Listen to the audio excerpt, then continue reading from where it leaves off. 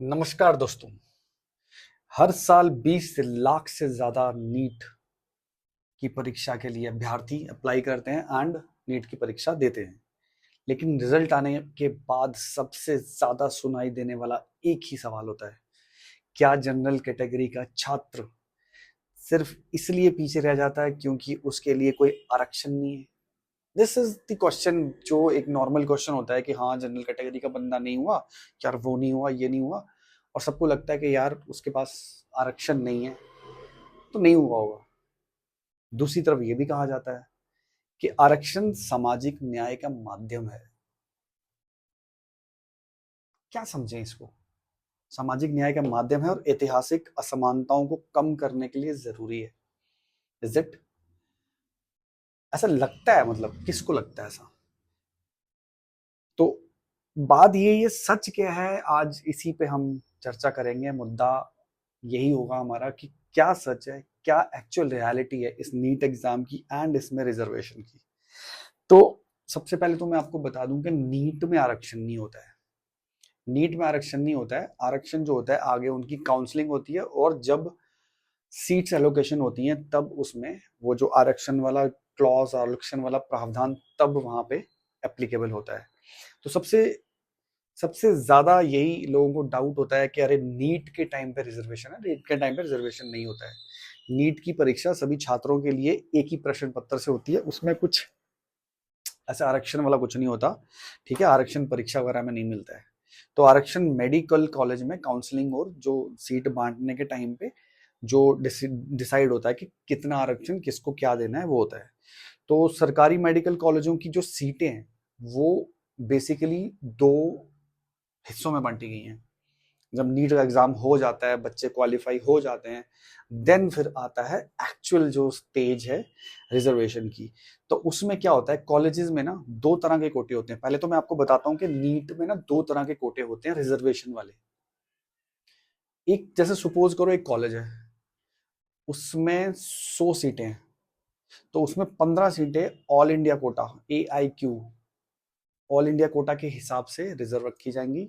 और 85% सीटें जो होती हैं वो स्टेट कोटा होता है। वो स्टेट का एक कोटा होता है जिसके तहत 85% सीटें रिजर्व कर ली जाती हैं। तो 15% ऑल इंडिया कोटा की काउंसलिंग भी MCC करता है, ठीक है। और जबकि 85% सीटों की काउंसलिंग जो होती है वो करती है राज्य सरकारें। मतलब कि स्टेट को यह अधिकार है कि वो उन 85% जो सीटें हैं, जो अलॉटेड रिजर्व सीटें हैं, उनकी काउंसलिंग वो करती है, ठीक है। और ऑल इंडिया जो कोटा होता है, पूरे भारत में कोई भी बच्चा उस पर्टिकुलर कॉलेज में एडमिशन ले सकता है, 15% उसमें, तो उसकी MCC करती है। तो अब ऑल इंडिया कोटा में आरक्षण जो है 15% जो ऑल इंडिया कोटा सीटों पर जो अभी एट प्रेजेंट, ठीक है, सेंट्रल आरक्षण नीति लागू होती है, सेंट्रल रिजर्वेशन जो क्लॉज है वो लागू होता है। तो अब उस 15% में भी देखो आगे कितना बटा हुआ है। आप समझो, जो मैं समझाने की कोशिश कर रहा हूं ना, उस चीज को आप समझना। ऑल इंडिया कोटे की 15% में भी 15% SC की होती है, 7.5% ST की होती है, और OBC की होती है 27%, EWS 10%, PWD 5%। ठीक है, यानी ऑल इंडिया कोटे की सीटों पर भी ये सारे कोटे लागू होते हैं। अब आप मुझे बताओ, 15% उस पर भी कोटे, 85% उस पर भी कोटे, तो जनरल वाले कहाँ जाएंगे? जनरल वाले छात्रों का दर्द सुनो। अब सबसे ज्यादा चर्चा यही होती है कि भाई इतना कोटा कोटा कोटा जब खेल लिया, ऑल इंडिया कोटा खेल लिया, स्टेट कोटा खेल लिया, तो फिर जनरल वालों के लिए क्या बचा? जो इतनी मेहनत करते हैं, रात रात भर पढ़ते हैं, अपना एक स्टैंडर्ड मेंटेन करते हैं, मेरिट में, मतलब मेरिट के लिए लड़ते हैं, बट ठीक है। तो कई जनरल कैटेगरी के छात्रों का ना एक कहना है कि हमें बहुत ऊंचे अंक लाने पड़ते हैं। ऑब्वियसली बहुत ऊंचे अंक लाने पड़ते हैं उनको, क्योंकि उनको पता होता है कि कंपटीशन, जनरल में जो कंपटीशन है वो बहुत ज्यादा हाई है। SC ST वाले, जो OBC वाले, जो PWD वाले, EWS वाले, इनमें तो इनको कोटा मिल जाएगा, पर हमें कोटा नहीं मिलेगा। तो जनरल वालों का दर्द देखो, उनको पहले ही दर्द में रहते हैं, वो एग्जाम से पहले भी और एग्जाम के बाद भी दर्द में ही रहते हैं। ठीक है, तो कुछ मामलों में जो होता है, कुछ मामलों में बहुत ज्यादा अंक लाने के बाद भी उनको सीट नहीं मिलती, क्योंकि कुछ लोगों के कम होते हैं अंक, लेकिन वो रिजर्व कोटा में आते हैं। समझ रहे हो? तो हमारे लिए जनरल वाले बोलते हैं कि हमारे लिए कंपटीशन बहुत टफ है, बहुत टफ हो जाता है। कितना भी पढ़ लो, कितना भी रात भर घिसा लो, कितना भी कोचिंग ले लो, कितने भी ट्यूशंस ले लो, कितने भी पढ़ पढ़ के चश्मे लगा लो मोटे मोटे, लेकिन रिजर्वेशन की वजह से, ठीक है, तो ऐसे छात्रों का मानना है कि आर्थिक रूप से कमजोर होने के बावजूद भी यदि वे जनरल कैटेगरी में आते हैं ना, मैं समझ गया उनका दर्द भाई, ठीक है, और ईडब्ल्यूएस पात्रता भी पूरी नहीं करते, उससे भी नीचे होते हैं, ठीक है, तो भी उनके पास किसी तरह का कोई भी कोटा नहीं है, कोई भी कोटा नहीं है। ठीक है, इससे ज्यादा दर्द क्या होगा जनरल के बच्चों का, जनरल के जो बच्चों, आप कहते हो कि सीजेपी प्रोटेस्ट हुआ जैसे अभी, आप कहते हो 17 बच्चों ने सुसाइड कर लिया। बच्चे सुसाइड इसलिए नहीं कर रहे थे वो भी, और बच्चे सुसाइड पहले भी इसलिए नहीं कर रहे थे क्योंकि मार्क्स कम आते हैं, या बच्चे सुसाइड इसलिए करते हैं क्योंकि उनमें से 90% बच्चे जो होते हैं वो जनरल कैटेगरी के होते हैं। आप ये भी देख लेना और पिछला इतिहास भी उठा के देख लेना, वो जनरल कैटेगरी के जो बच्चे होते हैं वो सुसाइड करते हैं ज्यादा, क्योंकि इतना प्रेशर ले लेते हैं यहाँ पे माँ बाप के, जो पैसे इतने खर्चाए होते हैं ट्यूशंस में, कोचिंग्स में, उसके बाद कहाँ जा जाके कोटा में, कहाँ जाके दिल्ली में, कहाँ कानपुर में, अलग अलग जगह वो पैसा खर्च करते हैं, टाइम खर्च करते हैं, और उसके बाद इतनी पढ़ाई करते हैं, और उसके बाद भी इतने नंबर लाने के बाद भी उनको सीट नहीं मिलती है। ये जनरल का दर्द कोई नहीं समझता, ना इस पर कोई बात करना चाहता है। ठीक है, अब इसमें क्या है, दूसरा पक्ष भी है एक, जो रिजर्वेशन जिसको मिली हुई है, अब उनके अपने अलग तर्क हैं। अब वो कहते हैं कि भारत में सदियों तक सामाजिक और शैक्षणिक, मतलब एजुकेशनल इंस्टीट्यूट्स में असमानताएं रही। कहाँ रही भाई, कहाँ रही, किसको ऐसी असमानता मिली?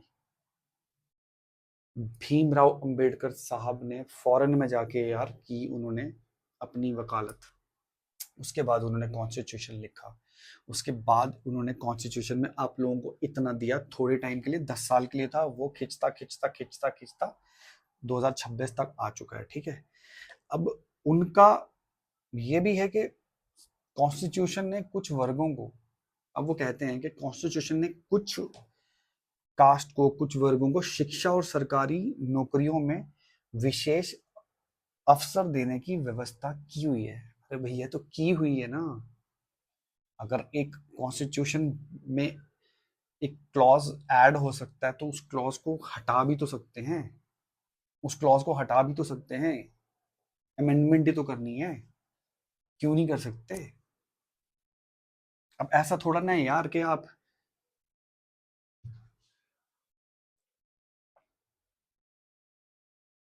रिजर्वेशन शुड बी ऑन, कितना गरीब है कोई, उसकी गरीबी के बेस पे होनी चाहिए, पहली बात।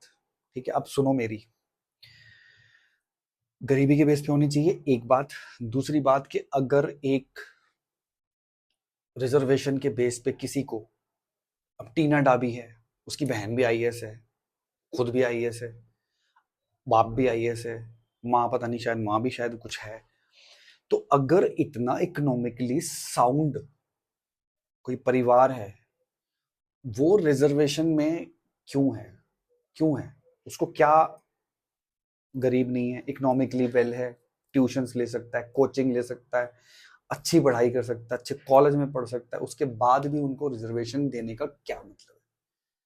ठीक है, और अगर एक बाप को रिजर्वेशन मिल गई और उसको एक अच्छी पोस्ट मिल गई, तो उस पोस्ट, अच्छी पोस्ट मिलने के बाद वो इतना कैपेबल हो जाता है कि अपने बच्चे को हर स्कूल, हर कॉलेज, हर हर तरह की वो फैसिलिटी दे सकता है कि अब आगे वो उस बच्चे के लिए रिजर्वेशन की जरूरत नहीं है। Getting my point? मेरा पॉइंट समझ में आ रहा है ना? तो ये बात है। तो अब कई बार एक गलतफहमी, गलतफहमी तो क्या ये बोलूंगा, कई बार ये क्वेश्चन भी आता है, तो क्या जनरल छात्रों के लिए सीटें नहीं बचती? जो कॉलेजेस में इतनी सीटें अलॉट हो जाती हैं, SC ST OBC PWD EWS, इतना सब होने के बाद बचती हैं या नहीं बचती हैं। अब मैं बताता हूँ, उसका भी मैं एक झोल सुनाता हूँ आपको, उसमें भी एक झोल है। ओपन या अनरिजर्व सीटों पर, ओपन या अनरिजर्व सीटों पर सभी उम्मीदवार मेरिट के आधार पर लड़ सकते हैं, कंपटीशन कर सकते हैं। समझो इस बात को, जो जिनको रिजर्वेशन मिली हुई है सारी, वो ओपन में भी लड़ रहे हैं, लेकिन अगर ओपन में नंबर नहीं आते हैं तो उस जो एक स्लैब है रिजर्वेशन के लिए मार्क्स का, उनमें एडजस्ट हो जाते हैं। वो जनरल के लिए भी उस जनरल की जो है उसमें भी लड़ते हैं वो। अब दूसरा एक और दर्द समझो, जनरल कैटेगरी के बंदों का दर्द समझो। यदि कोई SC ST या OBC उम्मीदवार बहुत अच्छा रैंक लाता है, बहुत अच्छा रैंक लाता है, अच्छा रैंक लाता है, तो उसको उस रैंक के हिसाब से, अगर वो जैसे एक स्लैब है उसमें उसमें फॉल नहीं करके जो जनरल के लिए सेट किया हुआ है एक स्लैब, अगर वो भी लाता है तो वो उस जनरल की वो सीट भी वो ले सकता है। क्या बकवास है यार ये, मतलब ये कौन सा लॉजिक है? चित भी तुम्हारी पट भी तुम्हारी है।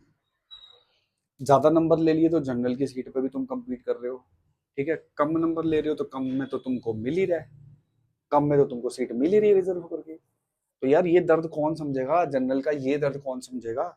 आप कहते हो सुसाइड कर रहे हैं बच्चे, 90% बच्चे, 90 से ऊपर परसेंट बच्चे जनरल के होते हैं जो सुसाइड करते हैं। कभी पढ़ना उस लिस्ट को, पढ़ना कभी, ठीक है। जो दर्द जनरल वालों का है ना, वो तुम नहीं समझ सकते। तुम्हारी पुश्तें वो अमीर होती जा रही हैं, IAS बनती जा रही हैं, रिजर्व कोटे ले लेके बनती जा रही हैं, लेकिन तुमको रिजर्वेशन चाहिए। क्या मतलब है यार, क्या मतलब है? खैर, भारत है, क्या बोल सकते हैं। तो अब बात ये आती है कि असली जो प्रॉब्लम है वो क्या सिर्फ रिजर्वेशन है, कि बच्चे सुसाइड कर रहे हैं, बच्चों को सीट्स नहीं मिलती हैं। अब एक पक्ष बोलता है इंडिया में लाखों बच्चे कॉम्पीट करते हैं, कुछ हजार सीटें और कुछ लिमिटेड कॉलेजेस हैं। बहुत कॉलेज है इंडिया में, कमी नहीं है इंडिया में कॉलेजेस की, प्रॉब्लम इज रिजर्वेशन। लेकिन वो ये तर्क देते हैं कि नहीं, अगर कॉलेज बढ़ेंगे तो बच्चों की सीटें बढ़ेंगी तो बच्चों को भी। अरे तो यार, मुद्दा तो कॉलेज बढ़ाने का, धीरे धीरे तो कॉलेज बढ़ ही रहे हैं, पर अभी जो बात चल रही है उस पर बात करनी है ना। कॉलेज 10 साल बाद 1,000 बढ़ जाएंगे, मुद्दा तो यही है ना कि 10 साल तक रिजर्वेशन चलती रहेगी ना। तो वो रिजर्वेशन मुद्दा है, कॉलेज मुद्दा नहीं है कि कॉलेज ज्यादा बढ़ेंगे तो ये होगा तो वो होगा, ठीक है।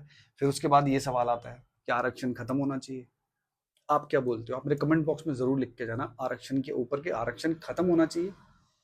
भाई अगर जनरल कैटेगरी के मेरे जैसे बंदे से पूछोगे तो मैं तो कहता हूँ आरक्षण होना ही नहीं चाहिए, बिल्कुल खत्म होना चाहिए। क्योंकि एक जॉब जो है ना, वो बहुत सेंसिटिव जॉब्स भी होती हैं। जैसे डॉक्टर की जॉब है, एक बंदे के लास्ट में देख रहा था PG में, नीट PG में 4 नंबर थे यार 800 से, बट रिजर्व थी सीट्स तो उसको मिल गई सीट। कहीं मैंने सुना है 400 450 नंबर पे भी सीट मिल जाती है, वहां बच्चों को 570 पे नहीं मिलती है। तो ये खत्म होना चाहिए, क्योंकि जब आप डॉक्टर बनते हो ना, तो आप अगर इंटेलिजेंट नहीं हो ना, तो कितना ट्रेंड हो जाओगे अच्छा वाला, ठीक है। जो पढ़ा लिखा बंदा है उसी को पता है कहाँ पे क्या करना है। तो पढ़ाई के बेस पे आप डॉक्टर बनो, पढ़ाई के बेस पे आप जो बनना है बनो। ये रिजर्व कोटे में बन के ना आगे और भंटादार करोगे, ठीक है। तो अब वही बात है कि इनमें कुछ भी चेंज करने हैं तो इसमें सारा जो है वो खेल जो है सारा संसद का है, सरकार का है और न्यायपालिका है। अब फिर वही बात आती है, कौन लड़े, किससे लड़े, किसको लिखे, क्या लिखे, प्रोजेक्ट कहाँ पर करें। ये प्रॉब्लम जनरल वालों की तो सबसे बड़ी प्रॉब्लम ये, प्रोजेक्ट कहाँ करें। तो उसकी भी एक ये है कि जो इस तरह के वीडियोस बनते हैं ना, जैसे ये मैं बना रहा हूँ, आप इसको सपोर्ट करो, आप इसको शेयर करो, आप चैनल को सब्सक्राइब करो। क्योंकि जितनी हम ज़्यादा इस बारे में बात करेंगे, जितना हमें देख के लोग रिएक्शंस देंगे, लोग जानना शुरू करेंगे कि हाँ ऐसा भी होता है, ये इन्फॉर्मेशन, सटीक इन्फॉर्मेशन मिलेगी ना लोगों को, तो लोग जागरूक होंगे, तो जनरल वाले भी खड़े होंगे, जनरल वाले भी अपनी हक के लिए आवाज़ उठाएंगे, ठीक है। तिलचट्टे आके वहां से, अमेरिका से एक तिलचट्टा आगे पूरे भारत में हल्ला गुल्ला मचा के एजुकेशन मिनिस्टर का इस्तीफा ले गया, तो हम तो जायज मांग मांग रहे हैं यार उसके। वहां पे तो फेक प्रोटेस्टर थे, सब कुछ फेक था, फंडेड था, सब कुछ था। यहाँ पे तो हम सिंपल शांतिपूर्वक तरीके से एक वीडियो बना के हम एक मांग कर रहे हैं कि भाई सरकार को इस बारे में सोचना चाहिए, रिजर्वेशन खत्म करना चाहिए। अब इसका समाधान क्या है? वही बात आ गई। समाधान इसका कुछ लोग बोलते हैं कि सरकारी मेडिकल कॉलेजों की संख्या बढ़ाई जाए। यार इकोनॉमी भी तो देखनी है, बहुत जगह पैसा लगाना होता है सरकार को। क्या तर्क देते हैं यार लोग। मेडिकल सीटों में लगातार वृद्धि हो, अरे भैया जितना हॉस्पिटल को रिक्वायरमेंट होगा उतना ही तो लेंगे, उतनी ही तो लेंगे, कितनी सीटें बढ़ा लेंगे। जब नया कॉलेज बनेगा तब सीटें बढ़ेंगी ना, कॉलेजेस तो अभी उतने ही हैं। तो ये भी कुछ मज़ा नहीं आया, मतलब ये भी ऐसे ही है। आपको अगर रिजर्वेशन को सपोर्ट करना है तो ये सारे बेकार से आप चीज़ें अपने तर्क देते हो ये, लेकिन समझ में नहीं आता, सही नहीं है ये। परीक्षा प्रणाली अधिक ट्रांसपेरेंट और सिक्योर बने, ये मैं मानता हूँ। परीक्षा प्रणाली जो ये जितना सिस्टम है ना, ये न्यू एग्जाम्स का, ये सही होना चाहिए, ताकि इसमें भी नकल वकल करके जो जैसे रिजर्व वाला कोई है उसको तो वैसे भी कम नंबरों पे सीट मिल जानी है, और नकल वकल करके तो फिर उसने कुछ नहीं किया, वो तो बन गया डॉक्टर। मतलब मैं किसी किसी का अगेंस्ट नहीं हूँ ना, मैं SC ST OBC किसी का अगेंस्ट नहीं हूँ। मैं एक नॉर्मल जायज बात कर रहा हूँ कि भैया competition should be fair, ground सबको मिलना चाहिए फाइट करने का, लड़ने का, एक दूसरे से कंपटीशन करने का, जो जीता वो सिकंदर, जो जीता वो सिकंदर भाई। ठीक है, तो ये बात है। आर्थिक रूप से कमजोर छात्रों के लिए सहायता और छात्रवृत्ति बढ़ाई जाए। अरे आर्थिक रूप से कमजोर छात्रों को वही छात्रवृत्ति दो, रिजर्वेशन दो, सब दो। जो अमीर हैं, जो कर सकते हैं, कोचिंग ले सकते हैं, जो पढ़ सकते हैं, उनको किस लिए दे रहे हो भाई। तो ये भी एक बात है जो मुझे बड़ी खराब लगती है। ठीक है, आरक्षण नीति पर समय समय पर डेटा आधारित समीक्षा होती रहे, कोई फायदा नहीं है भाई, इन सबको कोई फायदा नहीं है। डेटा फेटा ये सब मैनिपुलेट हो जाता है, ये सब सिस्टम जो है ना वो मैनिपुलेट कर देता है डेटा वगैरह को। एक सिंपल सा निष्कर्ष इसका ये है कि नीट में, जैसे एंट्रेंस एग्जाम नीट है या कोई भी एंट्रेंस एग्जाम है, भैया आप रिजर्वेशन खत्म कर दो, बच्चों को बोलो पढ़ो, उनको पढ़ने दो, उसके बाद फेयर फाइट होगी। अगर बच्चा कोई अगर नहीं ले पाता है सीट तो वो एटलीस्ट सुसाइड नहीं करेगा, क्योंकि उसको पता है कि मेरी सीट के लिए मैं लायक नहीं था। पॉइंट, होल स्टोरी का पॉइंट ये है कि बच्चा तब अपने आप को समझा सकता है जब बच्चे को ये पता है कि मैं उसके लायक नहीं था, इस बार मेरे कम आया, अगली बार फिर तैयारी करता हूँ।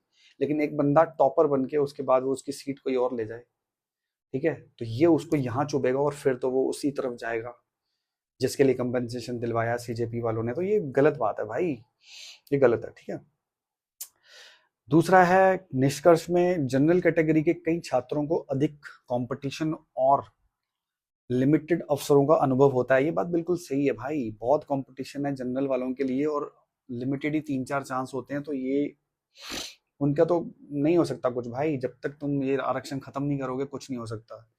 ठीक है, जबकि आरक्षण के समर्थक इसे सामाजिक न्याय और समान अवसरों के लिए आवश्यक मानते हैं। कैसे भाई, कैसे कैसे ये समान है आज की डेट में। एक SC ST OBC general funeral सब जो हैं वो एक ही कैटेगरी में है। कई जनरल ऐसे भी हैं, इतने सारे जनरल कैटेगरी के बच्चे हैं जो इतने गरीब परिवार से आते हैं कि उनके पास पढ़ाई के, कोचिंग के नहीं होते पैसे, कैसे तैसे गहने बेच के सब कुछ कर के उनके माँ बाप भेजते हैं, और उसके बाद वो मेरिट में नंबर भी लाते हैं, लेकिन वो हो नहीं पाते। तो वो तो वही करेंगे ना जिसकी मैं बात कर रहा था। तो आप मुझे ये बताओ कि आपको क्या लगता है, भारत में मेडिकल की सीटें बढ़ाना ये एक समाधान है, या फेयर फाइट, फेयर कंपटीशन होना एक समाधान है? मेरे को कमेंट बॉक्स में जरूर लिख के जाना, और उसके बेस पे फिर हम आगे डिसाइड करेंगे हमें आगे वीडियोस में क्या चीजें लानी है, क्या हाईलाइट करनी है। तो मेरे इस वीडियो को लाइक करना, शेयर करना, सब्सक्राइब करना। जनरल कैटेगरी वालों से एक रिक्वेस्ट है, आप जरूर करना, क्योंकि आपसे मिला हुआ मोटिवेशन ही आगे के वीडियोस में मेरे को हेल्प करेगा हमारे जो प्रॉब्लम्स हैं उसको हाईलाइट करने के लिए। जय हिंद, जय भारत, वंदे मातरम। चैनल को सब्सक्राइब करके जाना और कमेंट में अपनी राय जरूर देके जाना। Keep motivating, keep supporting. जय हिंद, जय भारत, वंदे मातरम।